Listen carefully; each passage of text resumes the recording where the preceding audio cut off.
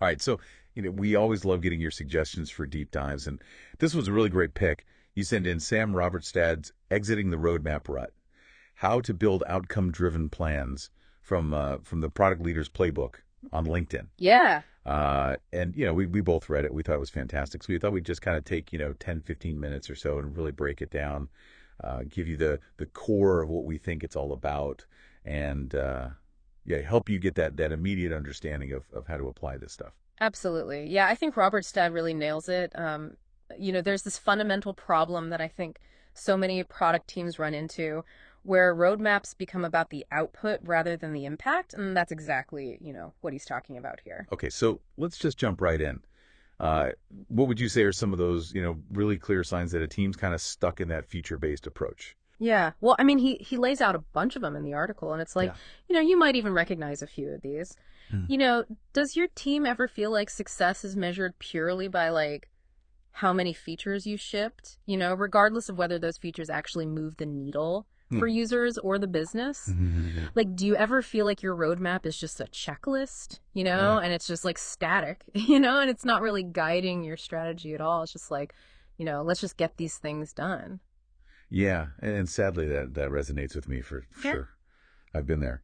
Uh, what other things would you say are kind of indicators?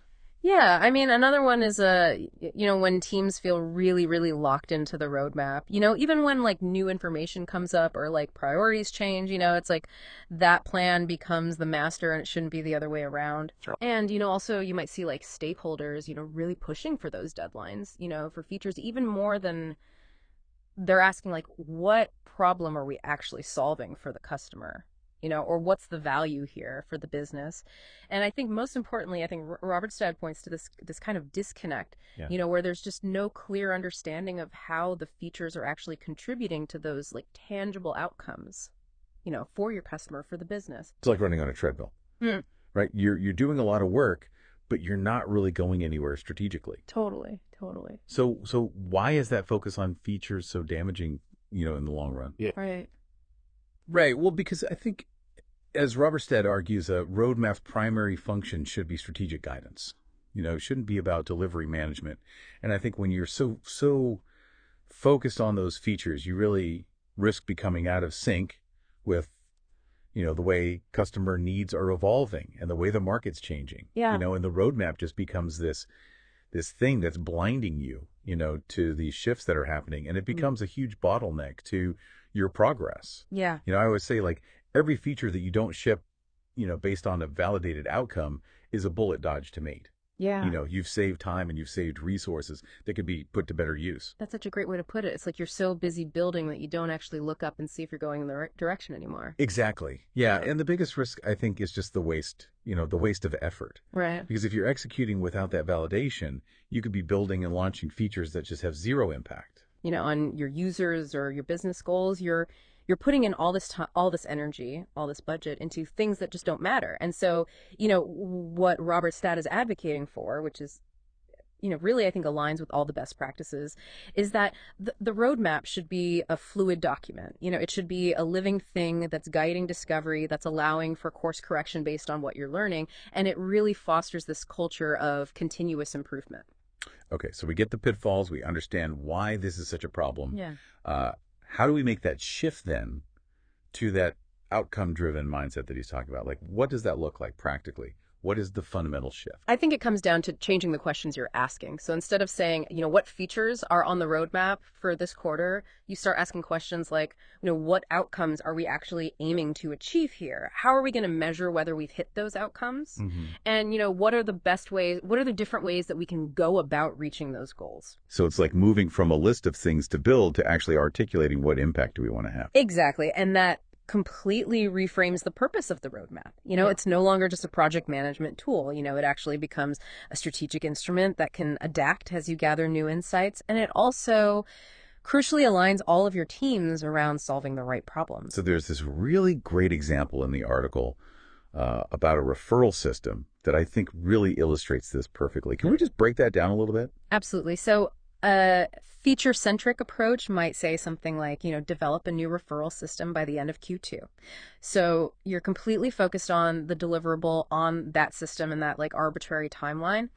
Whereas an outcome-driven statement would be something like increase our referral-driven signups by 30%, in the next 6 months. So all of a sudden you're focused on the impact, the measurable increase in signups. And the beauty of that is that it unlocks different possibilities. The team isn't constrained to building a specific system. They can actually explore different strategies. They can experiment, to achieve that 30% increase. So maybe that involves building a new system, but maybe it involves optimizing the existing one or experimenting with different incentives or even targeting certain segments of users. Yeah, that's such a clear example. And I think it really gets to the heart of it.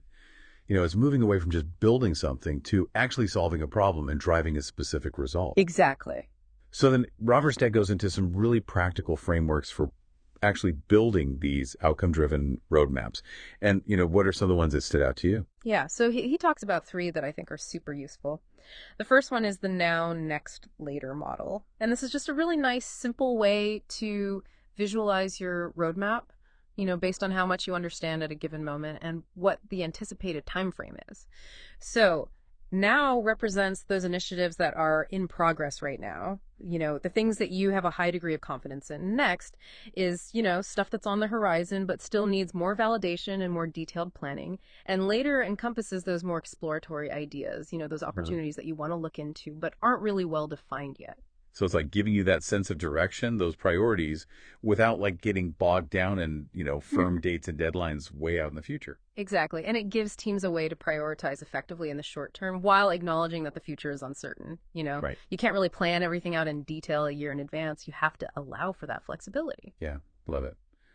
What's the next one? Okay, so the second one is the objective-led roadmap. And here, the idea is you structure the roadmap around your strategic objectives, the really high-level goals, and then you tie all of your initiatives to those objectives. Can you give an example of how that might play out, concretely? Sure, yeah. So let's say your objective is to reduce customer churn by 15% in the next year. Right underneath that, you might have a few initiatives like improve the onboarding experience or implement some sort of proactive customer success outreach program. And the idea here is that when you're making decisions about what to prioritize, you're constantly thinking about, okay, which of these initiatives or maybe even new ones that we haven't thought of yet, are going to have the biggest impact on achieving that 15% churn reduction goal. And you're also thinking about how feasible they are, how much effort they're going to take. So it really keeps you focused on that desired outcome rather than getting distracted by individual feature requests that might not actually contribute to that objective. That's great. Yeah. Because it provides that really clear strategic alignment. Exactly. Like everything ties back to that business goal. Yes. Okay. What's the third one? All right. So the third one is the thematic roadmap. And with this one, you're essentially grouping your initiatives under broader themes that represent customer needs or key areas of focus for your product. So for example, you might have a theme like enhance user activation, and that could encompass lots of different initiatives. Maybe you're A/B testing different onboarding flows, or you're building in-app guidance for certain features, or you're improving your help docs. And then you might have another theme like strengthen customer retention, and that could involve, things like a loyalty program or re-engagement campaigns, or maybe even community features. So instead of just having this long list of, features, you have these sort of like overarching themes that provide that context and give you direction. Exactly. And within each theme, you have that flexibility to explore different solutions and different features, that might address that customer need or improve that specific area. I love that. Yeah. So it's a much more holistic way of thinking about it. Yeah. So, obviously making this kind of shift from feature-based to outcome-driven, it's not always easy. There's going to be some pushback. Robert Stead talks about that. It's stakeholder resistance. Yeah. What are some of those common objections that you've encountered and how have you addressed them? Oh, yeah, for sure. I mean, anytime you try to change things, people get a little, hesitant, and that's understandable. But one common one is we need to know exactly what features are going to launch and when. Stakeholders, often they want that level of detail in the roadmap. So what I try to do is reframe that conversation around learning milestones, and decision points.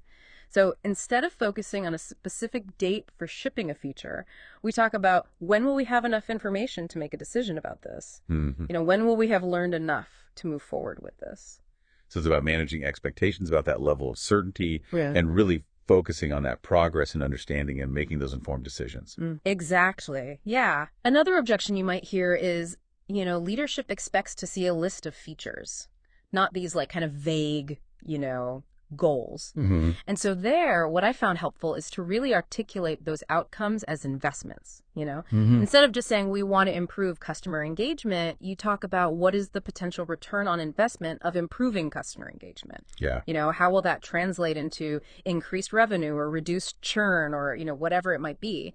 So you're talking about the business impact in a really tangible way, and that can make those outcome-driven goals a lot more appealing to leadership. Yeah. I love that speaking the language of business value to get that buy-in. And what about, when those requests for specific features are coming directly from customers? That can be a tricky one. Oh, yeah, absolutely. That's a tough one. But, you know, people might say our customers are specifically asking for this. Shouldn't we just build it, you know? Mm-hmm.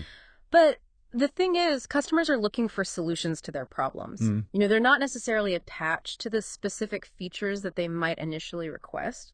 So I think the key is to really dig deeper to understand the why behind that request. You know, what need are they actually trying to address? And by doing that, you often discover that there might be better ways to solve that problem, you know, ways that align more closely with your overall strategic goals.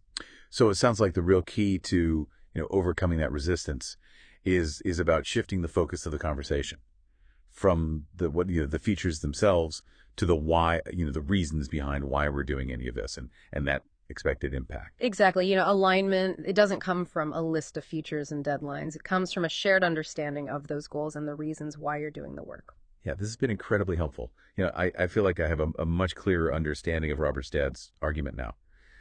So if you were to kind of distill it down to, one central message that you want, product leaders and our listeners to really take away, what would that be? I think it's that a product roadmap should be a compass. You know, it should guide your decisions based on the outcomes you're trying to achieve, not just a logbook, that's tracking features. And, success should be measured by the impact you create, the actual outcomes, not the output.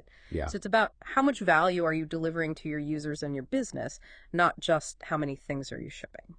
And so by adopting that more flexible, outcome-focused approach, what does that allow us to do? What does that allow us to achieve? Well, I think it makes your product more resilient. More responsive to changes in the market and to your customers' evolving needs. And it allows you to adapt more quickly, to learn from your mistakes, and ultimately to build a more successful and impactful product. So that roadmap shifts from this rigid plan to this agile instrument, for achieving those meaningful results. Exactly. I love it. Well, on that note, and to kind of build on Robert Stadd's concluding thought that, embracing this outcome-driven approach, provides a significant competitive advantage. I just want to leave you with this thought to consider in your own work, given the specific challenges and opportunities that you face, how could adopting this philosophy, for your product roadmap, how could that potentially give you an edge over your competitors? I think that's something worth really thinking about as you, move forward on your own product journey. Thanks so much for taking this deep dive with us today.